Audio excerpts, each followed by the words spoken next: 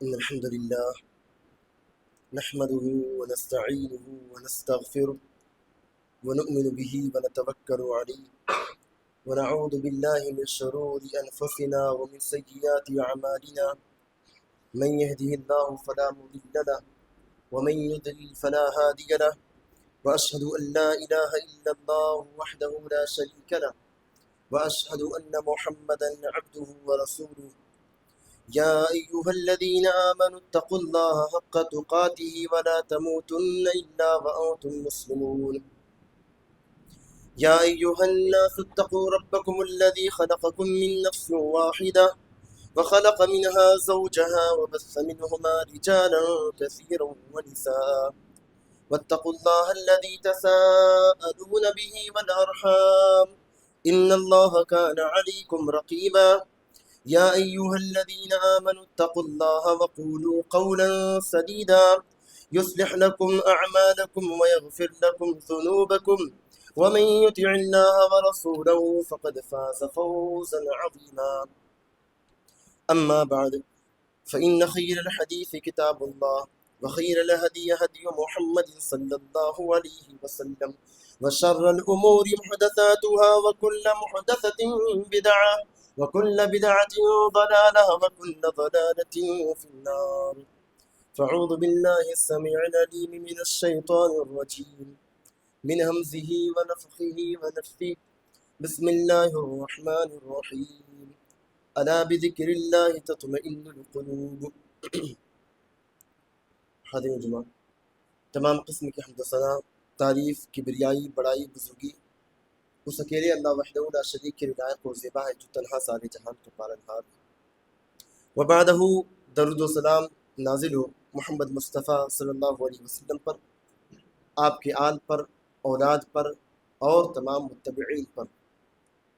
محترم حضرات، آج یہ رمضان المبارک کا تیسرا جمعہ ہے اور اسی مناسبت سے آج میں نے تقریباً 2-3 موضوع کو ملا کر کے آج کا جمعہ رکھا ہے، چونکہ 4-5 دنوں کے اندر یا منگل کو ممکن ہے کہ آج منگل کو شب قدر کی پہلی رات ہو، 21ویں رات ہو۔ تو آج ہمارا جو موضوع ہے وہ پہلا حصہ ہوگا ذوق عبادت، شوق عبادت، عبادت کا ذوق، عبادت کا شوق، چونکہ رمضان عبادت کا مہینہ ہے۔ دوسرا جو حصہ ہوگا وہ ہے لیلۃ القدر، یعنی کہ شب قدر کی فضیلت۔ تیسرا جو حصہ ہوگا وہ ہے اعتکاف کے تعلق سے، چونکہ اسی عشرے میں آنے والے جو تیسرا عشرہ اس میں لوگ اعتکاف میں بیٹھتے ہیں، تو اعتکاف کی کیا فضیلت ہے، اعتکاف کے کیا آداب ہیں، انشاءاللہ اس کو جانیں گے، چونکہ تینوں چیزوں کو جاننا ضروری ہے اور یہ وقت کا تقاضا بھی ہے۔ عبادت کا شوق اور عبادت کا ذوق، یہ انسان کو اگر 12 مہینوں میں نہ بھی ہو، لیکن رمضان میں جب وہ انسان داخل ہوتا ہے تو اس کے اندر عبادت کا شوق پیدا ہوتا ہے، وہ بھی عابدوں جیسی شکلیں بنا کر کے گھومنے لگتا ہے۔ وہ انسان جو کبھی مسجد کی طرف دیکھتا نہیں تھا وہ بھی مسجدوں میں 5 وقتہ نمازیں پڑھنے آتا ہے۔ وہ انسان جو سنتوں کو چھوڑتا تھا وہ نوافل کا اہتمام کرنے لگ جاتا ہے۔ تو یہ عبادت کا شوق ہے، عبادت کا ذوق ہے، یہ عبادت کا شوق، عبادت کا ذوق ہے۔ آپ دیکھیے صحابہ کرام رضوان اللہ علیہ مجمعین میں بھی بھرپور تھا، اور انبیاء علیہ السلام کا تو بہرحال طریقہ ہی یہی رہا۔ اہل علم کہتے ہیں کہ انسان کے اندر خواہشات بھری ہوتی ہیں، لیکن خواہشات کو دبا کر کے اپنے آپ کو عبادت کے لیے تیار کرنا یہ زیادہ بڑی بات ہوتی ہے۔ ہر انسان جو ہے خواہشات کا معمہ ہے، اس کے اندر خواہشات نفسانی ہے، یا اسی طرح سے کھانے پینے کی چاہت الگ طرح سے ہوتی ہے، یا اسی طرح سے جنسی خواہش یا جنسی بہرہروی، یہ ساری چیزیں انسان کے اندر بھری ہوئی ہوتی ہے۔ ان سب کا سامنا کر کے اپنے آپ کو عبادت کے لیے تیار کرنا یہ زیادہ اہم اور زیادہ بڑی بات ہو جاتی ہے۔ تو رمضان المبارک کا جو مہینہ ہوتا ہے یہ مہینہ ٹریننگ دیتا ہے ہم کو اسی چیز کے لیے۔ تو کہا کہ سب سے پہلے جسمانی لذت۔ جسمانی لذت کیا ہے؟ جسم کو آرام پہنچانا ہے، جسم کو کسی بھی طرح سے تکلیف میں ڈالا نہ چاہیے۔ تو بندہ اپنے جسم کو آرام پہنچانے کے لیے ہر اعتبار سے کوشش کرے۔ دوسری لذت یہ ہوتی ہے نفسانی لذت، نفس کو آرام پہنچایا جائے، مطلب آدمی جو ہے اپنی پسند کا کھانا کھائے یا اپنے پسند کی جگہوں پر گھومنے جائے یا اسی طرح سے اپنی تعریف سن کر کے خوش ہو، یہ دوسری لذت ہوتی ہے۔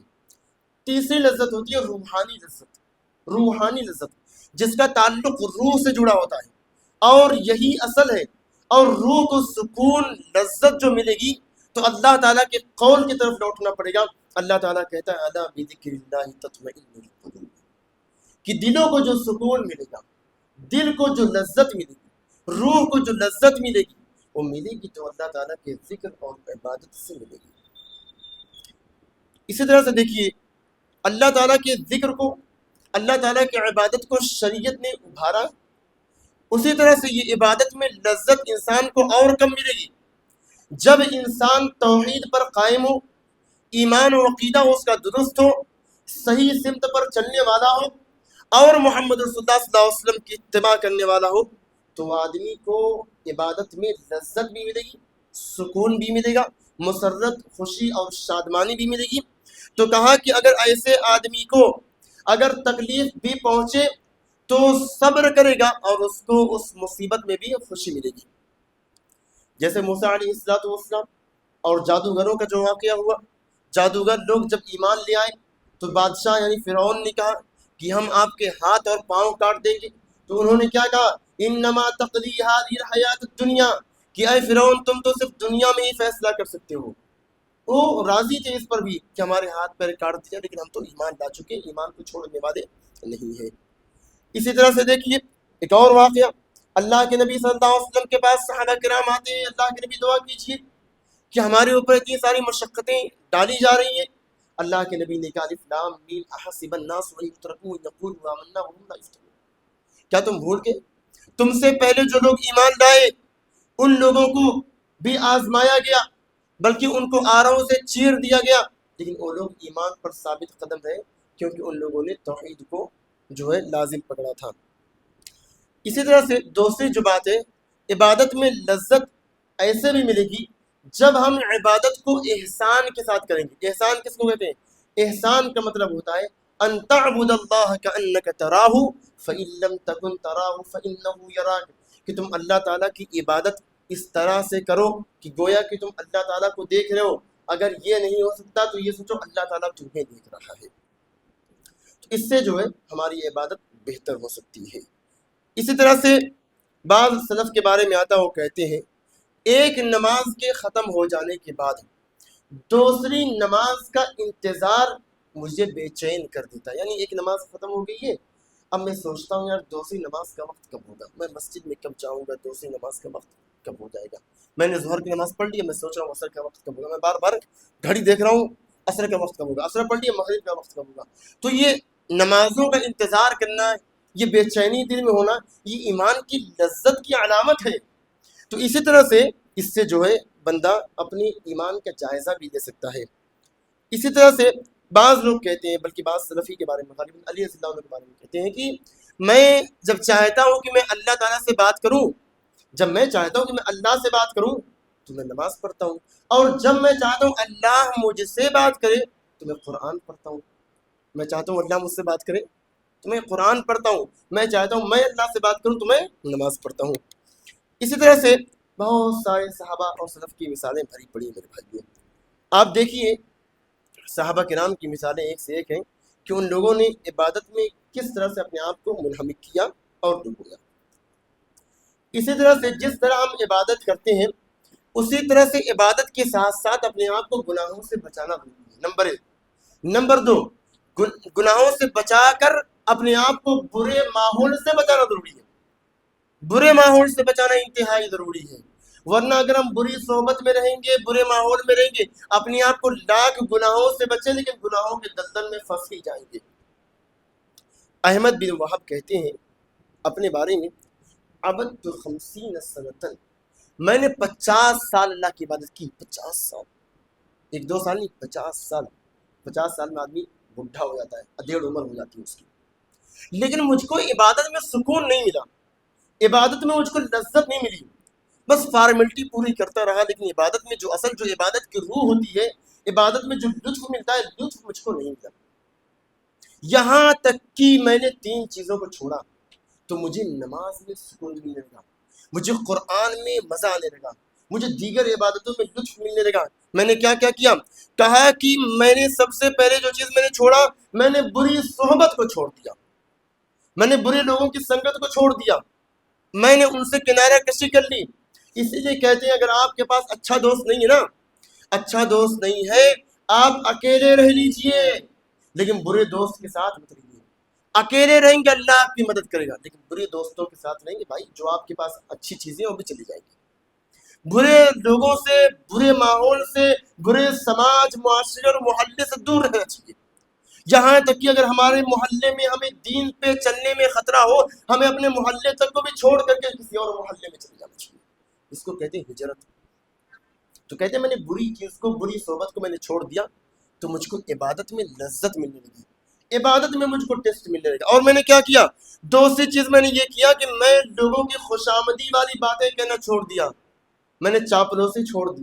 چاپلوسی میں نے چھوڑ دی. بھائی اس آدمی کے معیار کے مطابق، اس آدمی کو راضی کرنے کے لیے، اس آدمی کو خوش کرنے کے لیے اس کے مزاج کے مطابق بات کروں، یہ مجھ سے نہیں ہو سکے گا. سو میں نے اس کو بھی چھوڑ دیا، میں نے چاپلوسی چھوڑ دی.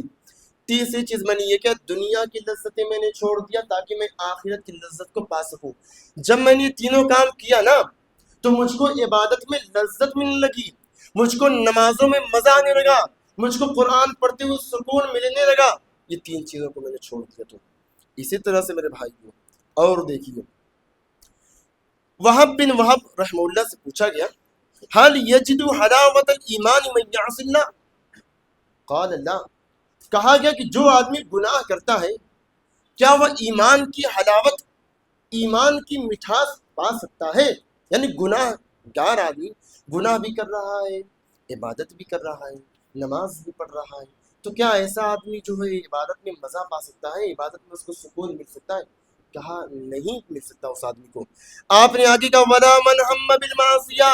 آپ نے کہا گناہگار آدمی کو عبادت میں سکون ملنا تو دور کی بات ہے، اگر گناہ کے بارے میں سوچتا بھی ہے تو اس کو بھی عبادت میں مزہ نہیں ملے گا. ولا ہم بالمعصیہ.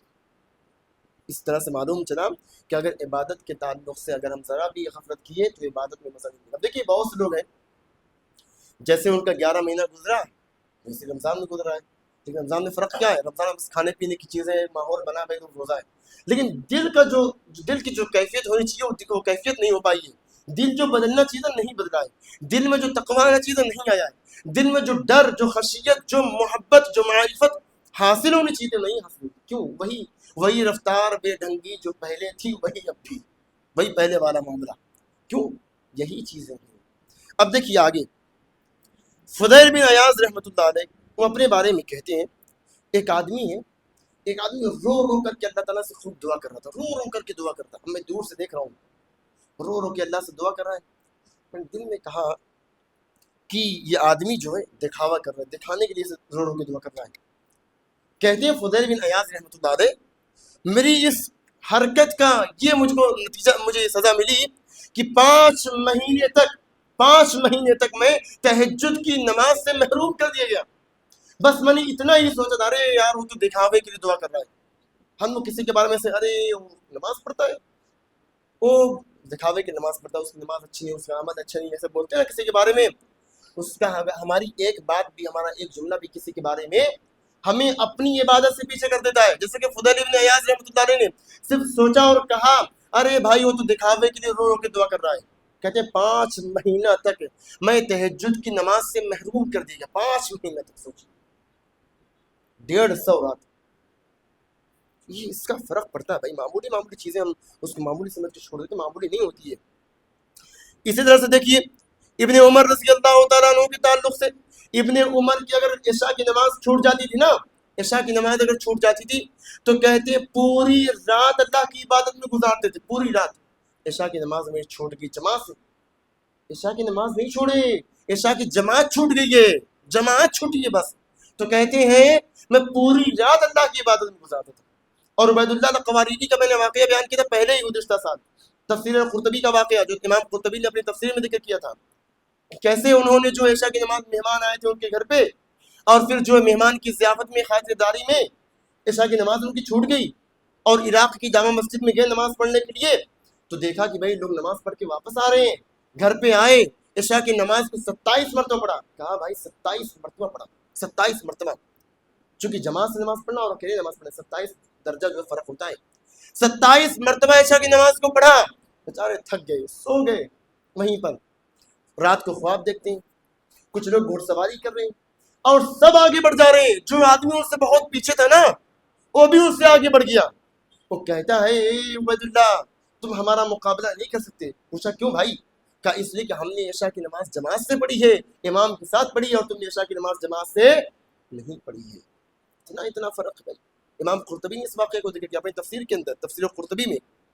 تو اس سے معلوم چلتا ہے کہ عبادت میں اگر ذرا کوتاہی کیے تو عبادت کی لذت جو ہے ختم ہو جائے گی.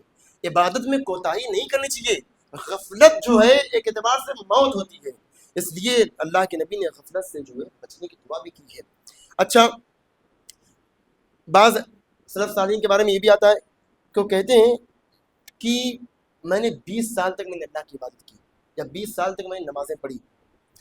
کہتے ہیں قادت 20 سنتن, میں نے 20 سال تک اپنے آپ کو نماز کے لیے تیار کرتا رہا, اپنی نماز کو درست کرتا رہا, اپنا دل لگاتا رہا.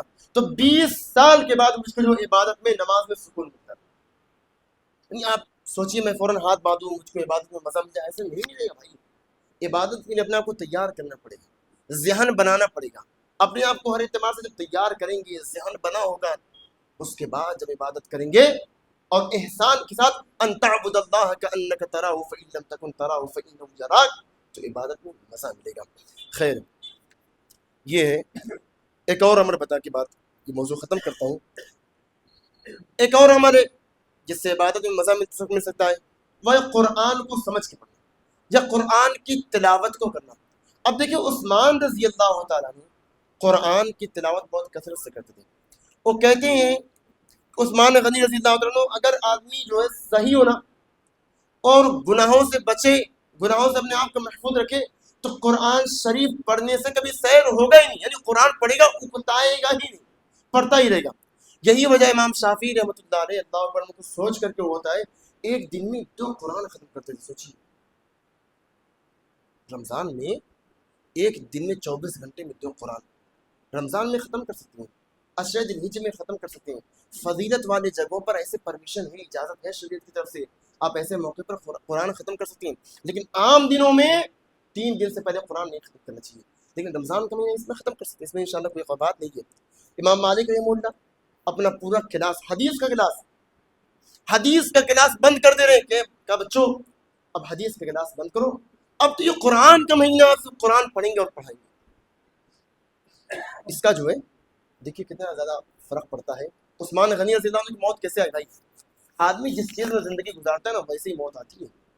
کتنے لوگوں کو موت بیت الخلا میں آتی ہے, کتنے لوگوں کو موت بیت الخلا میں آئی ہے, کتنے لوگوں کو موت آئی ہے ان کے زبان پر ان کے محبوباؤں کا نام تھا, ہاں, اور کتنے لوگ ان کے زبان پر سودی نظام کا نام تھا. بہت سے لوگ ایک سے آپ پڑھیے کیسے کیسے لوگوں کی موت.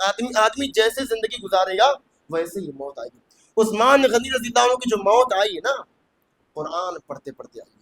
عثمان رضی اللہ عنہ اپنے گھر میں قرآن شریف کی تلاوت کر رہے تھے.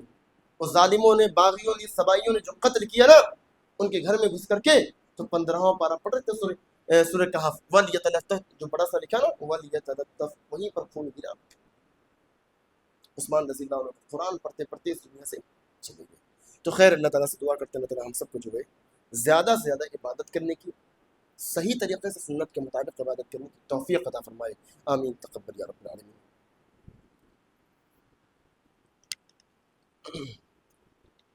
نحمدہ و نصلی علی رسولہ الکریم, اما بعد.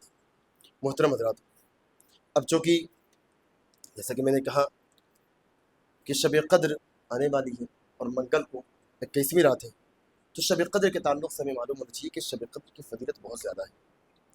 اور اللہ کے نبی صلی اللہ علیہ وسلم ان 10 دنوں میں اپنے آپ کو تیار کرتے تھے, کمر کس لیتے تھے, اللہ کی عبادت کے لیے اپنے آپ کو ریڈی کر لیتے تھے, خود جاگتے تھے اور اپنے گھر والوں کو بھی جگاتے تھے. لیلۃ القدر جو ہے دیکھیے اس میں عبادت کرنا 1000 مہینوں کی عبادت سے بہتر ہے, 84 سال کی عبادت سے بہتر ہے. آدمی 84 سال زندہ نہیں رہتا ہے, بہت کم لوگ رہتے ہیں خوش نصیب جو زندہ رہتے ہیں. 50-60 سال میں آدمی کا کام تمام ہو جاتا ہے اکثر لوگ کا. تو اس لیے جو ہے آدمی اگر ایک شب قدر پا جائے تو سمجھیے اس کی خوش نصیبی ہے۔ اور دیکھیے شب قدر جو ہے چونکہ رات دن سے بہتر ہوتی ہے، رات نا دن سے بہتر ہوتی ہے بھائی۔ کیسے؟ دیکھیے اللہ تعالیٰ نے قرآن شریف میں دن کے نام سے کوئی سورہ اتاری ہے؟ نہیں اتاری ہے، لیکن رات کے نام سے اللہ نے قرآن میں سورہ اتار دی، پورا سورہ اللیل کرتے۔ اور دیکھیے دن میں ہم لوگ عبادت کرتے ہیں نا، لیکن دن میں پابندی لگاتی، دیکھو بھائی سورج نکل رہا ہے اس وقت آپ عبادت نہیں کر سکتے، سورج زوال ہو رہا ہے بیچوں بیچ میں آپ عبادت نہیں کر سکتے، سورج ڈوب رہا ہے آپ عبادت نہیں کر سکتے، پابندی لگی ہوئی ہے۔ لیکن رات میں یہ معاملہ نہیں ہے، رات میں آپ کسی بھی وقت آپ اللہ کی عبادت کر سکتے ہیں، تو اس سے معلوم چلا رات کی فضیلت بہت زیادہ، یہ تو عام رات ہے، لیکن اگر یہی رات شب قدر ہو تو اس کا مقام اور ہی زیادہ بڑھ جاتا ہے۔ اسی لیے بعض سلف کہتے ہیں کہ اگر ہم کو معلوم ہوتا، وہ اپنے کہتے ہیں کہ رمضان میں صرف 5 راتوں میں شب قدر تلاش کرنا ہے نا، صرف 5 راتوں میں، وہ کہتے ہیں اگر اللہ کی قسم اگر جو ہے 360 راتوں میں یعنی پورے سال کی راتوں میں، تمام راتوں میں اگر ہمیں شب قدر تلاش کرنا ہوتا کہ پورے سال میں کسی ایک رات شب قدر ہوگی تو ہم پورے سال راتوں کو جاگتے اور جاگ کر کے شب قدر کو تلاش کرتے، پورے سال جاگنے کی بات کر رہے ہیں، اور ہم لوگ صرف 5 رات جاگ جائیں تو الحمدللہ بہت بڑی بات ہوگی۔ اسی طرح سے میرے بھائیوں رات کو استغفار بھی کرنا ہے کثرت سے، چونکہ اللہ تعالیٰ کہتا ہے وَبِالْأَسْحَارِ هُمْ يَسْتَغْفِرُونَ، اللہ تعالیٰ کے بندے سحری کے وقت میں استغفار کرتے ہیں، اللہ تعالیٰ سے توبہ کرتے ہیں، معافی مانگتے ہیں۔ اسی طرح سے میرے بھائیوں اور اس میں جو ہے شب قدر میں ایک دعا بندہ جو ہے کثرت سے پڑھتا رہے، اللہم انک عفو تحب العفو فاعف عنی، کثرت سے اس دعا کو پڑھتے رہیے۔ اور سورہ اخلاص بھی پڑھتے رہیے، اگر آپ 3 مرتبہ سورہ اخلاص پڑھیں گے تو پورے قرآن شریف پڑھنے کا آپ کو ثواب ملے گا، 10 بار پڑھیں گے آپ کا جنت میں گھر بنے گا، محل بنے گا، تو یہ سب بڑے شرف کی باتیں، اس کو ہمیشہ پڑھتے رہنا چاہیے۔ اسی طرح سے میرے بھائیوں اب ہم دیکھ لیتے ہیں اعتکاف کے تعلق سے۔ اعتکاف کس کو کہتے ہیں؟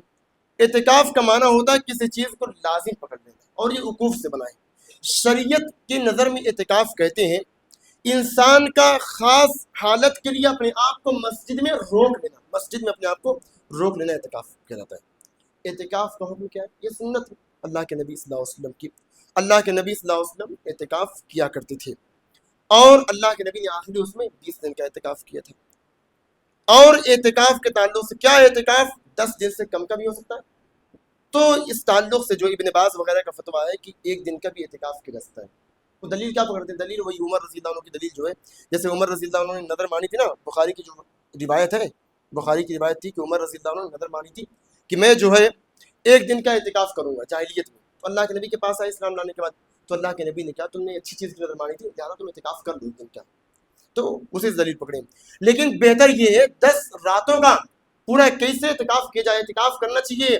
اعتکاف کرنے کا فائدہ ہے بھائی، اس سے انشاءاللہ آپ کو شب قدر مل جائے گی، ٹھیک ہے نا۔ اسی طرح سے اعتکاف کیا گھر میں ہو سکتا ہے؟ نہیں، اعتکاف گھر میں نہیں ہو سکتا ہے۔ اب کوئی عورت کہ نہیں میں مسجد میں انتظام نہیں ہے، میں گھر میں اعتکاف میں بیٹھوں، نہیں بیٹھ سکتی۔ مسجد میں انتظام ہو نہ ہو آپ گھر میں اعتکاف میں نہیں بیٹھ سکتے، مسجد میں ہی اعتکاف ہوتا ہے۔ اعتکاف مسجد میں ہی جو ہے خاص ہے، کہا الاعتکاف الا فی مسجد جامع، اعتکاف جو ہے مسجد جامع میں ہے، جامع مسجد میں جہاں جمعہ وغیرہ کی نماز ہوتی ہے وہیں پر اعتکاف ہے، وہاں اعتکاف کرنا چاہیے، تو لہذا اعتکاف کرنے کی کوشش کرنی چاہیے۔ اعتکاف کے آداب کیا ہیں؟ اعتکاف کے کچھ آداب بھی ہیں، جیسے آدمی جب اعتکاف میں نیت اس کی خالص ہو، بھائی میں شب قدر کی تلاش میں جا رہا ہوں، اللہ کی عبادت کروں گا، قیام اللیل کرے، راتوں کو جاگے، نہیں اب آیا مسجد میں اب سب لوگ گھر چلے گئے اور ابھی سو جا رہا ہے، سونا نہیں ہے اس کو۔ اب بعض لوگ آتے موبائل لے کر کے آئیں گے، موبائل لے کر کے نہیں آنا آپ کو، اگر آپ اعتکاف میں بیٹھ رہے ہیں یہاں بیٹھیے کہیں بیٹھیے، موبائل لے کر کے مت آئیے۔ بعض لوگ آئیں موبائل لے کر کے آئیں گے، رات میں موبائل چلائیں گے اور سب گھر والے جانے کے، محلے والے جانے کے، بندہ اعتکاف میں بیٹھا، غلط ہے یہ۔ آپ آئیے سادہ موبائل لے کر کے آئیے، یا موبائل چھاڑ دیجیے، آئیے صرف اللہ کی عبادت کے لیے آئیے، 10 دن رہیے اور اللہ کی عبادت کیجیے۔ اور اعتکاف کرنے والے کو بات چیت کرنے سے، گفتگو کرنے سے بچنا چاہیے۔ اب یہ نہیں کہ اعتکاف کرنے والا بیٹھا ہے کونے میں، اب دیکھ رہا چند لوگ بیٹھے، اس کے دوست بیٹھے باتیں کر رہے ہیں، اب وہ بھی نکل کے آ رہا بات کر رہا ہے، نہیں، اس کو بات نہیں کرنا ہے، میٹنگ وغیرہ نہیں کرنا ہے۔ اسی طرح سے ہم لوگ دیکھتے ہیں شب قدر میں بہت زیادہ بیانات ہوتے ہیں، ہے کہ نہیں؟ ادھر تفسیر ہو رہی ہے، ادھر تراویح ختم ہوئی، پھر تفسیر آدھے گھنٹے کی، اس کے بعد پھر تفسیر کے بعد پھر بیان 1 گھنٹہ. بھائی اتنا بیان، آدمی بیان سننے کی عبادت کرے. 1.5 گھنٹہ 2 گھنٹہ ویسے نکل جا رہا ہے، عبادت کب کریں گے؟ اور پھر 3 ساڑھے 3 بجا چلیے کھانا کھائیے. اب کھانا کھا کے گھر چلے گئے، اور کھانا کھایا مسجد میں، سیری کھائی مسجد میں، اور گئے کہا رے بھائی ابھی تو آدھی گھنٹہ ٹائم بچا ہے، فجر میں ابھی بہت ٹائم ہے، چلو جا رہا ہوں سونے، ابھی اٹھ کے پڑھ لوں گا. اور سوئے تو اٹھیں گے ظہر میں، فجر پڑھنے کی توفیق نہیں، یہ فائدہ نہیں. ارے بھائی عبادت کیجیے، پورا عبادت فجر تک، مطلع الفجر، فجر تک عبادت کیجیے. کھانے پینے کا سسٹم کو بہت اچھا تھوڑی رہے. اسی طرح سے میرے بھائیوں ایک اور چیز، عبادت میں آدمی اپنے آپ کو منہمک کر لے، اور بیانات وغیرہ آدھی گھنٹہ بہت ہے، بہت ہے آدھی گھنٹہ، بہت ہے آدھی گھنٹہ بیان ہو، فوراً آپ عبادت میں لگ جائیے. تفسیر ہو رہی ہے، تفسیر کے فوراً بعد آدھی گھنٹہ 10 منٹ تفسیر ہو جائے، آدھی گھنٹہ بیان ہو، ختم، 11-12 بجے کے اندر پورا ختم، پھر آپ عبادت میں لگیے. اور جتنا ہو سکے اللہ تعالیٰ سے دعا کیجیے، کیونکہ اسی شب قدر میں ہماری زندگی کے بارے میں فیصلہ ہوتا ہے، ہم زندہ رہیں گے نہیں رہیں گے، ہمیں عزت ملے گی نہیں ملے گی، ہمیں مطلب رزق ملے گا نہیں ملے گا. اسی شب قدر میں فیصلہ ہو جاتا ہے کہ کون سا بندہ زندہ رہے گا، کون مرے گا، کس کو عزت ملے گی، کس کو ذلت ملے گی. پوری زندگی کا فیصلہ شب قدر میں ہو جاتا ہے ہماری. ابن عباس کہتے ہیں کہ آدمی شب قدر میں اور طاق راتوں میں بازار میں گھومتا ہے، لیکن اس کی موت کا فیصلہ ہو چکا ہوتا ہے شب قدر میں، اور اس کے نام کا کفن بھی آ چکا ہوتا ہے بازاروں میں. میرے بھائیوں ہمیں چاہیے کہ ہم اس کا صحیح خیال رکھیں، اور اعتکاف میں بیٹھے تو اس کا بھی خیال رکھیں، اور شب قدر کو غنیمت جانیں. انشاءاللہ منگل کو جو ہے 21ویں رات ہے. کن چیزوں سے اعتکاف ٹوٹ جائے گا؟ اعتکاف میں اگر کوئی بیٹھا ہے کیسے ٹوٹے گا؟ جان بوجھ کر کے مسجد سے بلا وجہ نکلنا. اب کوئی کہ بھائی میں جا رہا ہوں، دیکھو کیا میلہ لگا ہے، کیسا معاملہ ہوا ہے، لوگ کیوں جمع ہے سڑک پہ، اور چلا کے تماشا دیکھیں گے، اعتکاف ٹوٹ جائے گا. کوئی اسلام کو چھوڑ دے، مرتد ہو جائے، اعتکاف ٹوٹ جائے گا. کوئی پاگل ہو جائے، دماغ بند ہو جائے، اعتکاف ٹوٹ جائے گا. عورت کا خون آ جائے، حیض کا، نفاس کا پیریڈ آ جائے، اعتکاف ٹوٹ جائے گا. بیوی سے مباشرت کے لیے اعتکاف ٹوٹ جائے گا. ان تمام چیزوں سے اعتکاف ٹوٹ جائے گا. تو یہ میں نے کچھ چیزیں بتائی ہیں. اب اللہ تعالیٰ سے دعا کرتے ہیں اللہ تعالیٰ جو ہم سب کو عمل کرنے کی توفیق عطا فرمائے.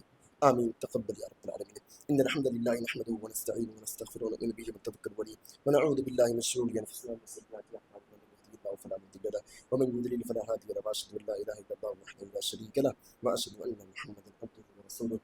ان الله وملائكته يصلون على النبي يا ايها الذين امنوا صلوا عليه وسلموا تسليما. اللهم صل على محمد وعلى ال محمد كما صليت على ابراهيم وعلى ال ابراهيم انك حميد مجيد. اللهم بارك على محمد وعلى ال محمد كما باركت على ابراهيم وعلى ال ابراهيم انك حميد مجيد. عباد الله رحمكم الله، ان الله يأمر بالعدل والاحسان وايتاء ذي القربى وينهى عن الفحشاء والمنكر والبغي يعظكم لعلكم تذكرون. واذكروا الله يذكركم وادعوه يستجب لكم ولذكر الله تعالى على مولى جل واتم واكبر والله يعلم ما تصنعون.